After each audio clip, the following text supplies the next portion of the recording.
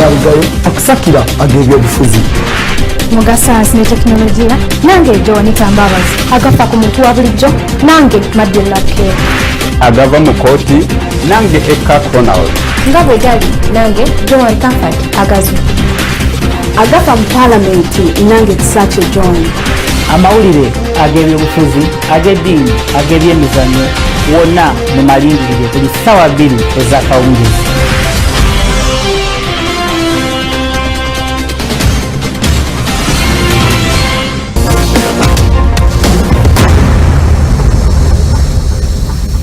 Ronald Koeman alangiriddwa nga omutendesi omuggya owa kilabu ya Everton ng'adda mu bigere bya Roberto Martinez eyagobwa ku nkomerero ya season ewedde.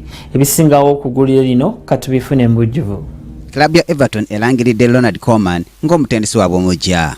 Koeman abadde akyalina omwaka mulamba ku ndagaano ye ne kilabu ya Southampton wabula nga kilabu zombi zituse ku nzikiziganya nga kilabu ya Everton yakusasula kilabu ya Southampton obukadde £5 bwa paundi. Endagaano etuukiddwako Ronald Koeman wakujja ne muganda we era nga ye mmyuka we Ewin saako n'omutendesi wa dduyiro Jan Kuttenberg ku Goodson Park.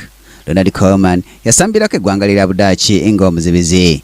Asikidde Robert Martinez yagoba ku butendesi buno ku nkomerero ya sizoni eno. Ronald Koeman yazaalibwa ng'ennaku z'omwezi 21 omwezi ogwokusatu mwaka 1963 e Zandam mu ggwanga lya Netherlands oba giyite Budaaki.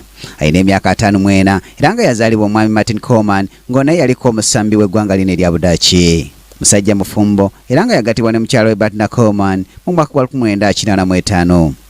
Atendeseka amakilabu amalala mangi okuli Southampton yennyini mwavudde, Feyenoord, AZ Alkmaar, PSV Eindhoven, Ajax, Benfica n'amalala mangi. Muganda we Edwin Koeman era nga nnono yaliko omutendesi wa kilabu ya Feyenoord. Alina abaana basatu okuli Dabi Koeman, Tim Koeman ne Ronald Koeman Jr. Brian Katende, Kingdom TV, amalindiro g'ebyemizannyo.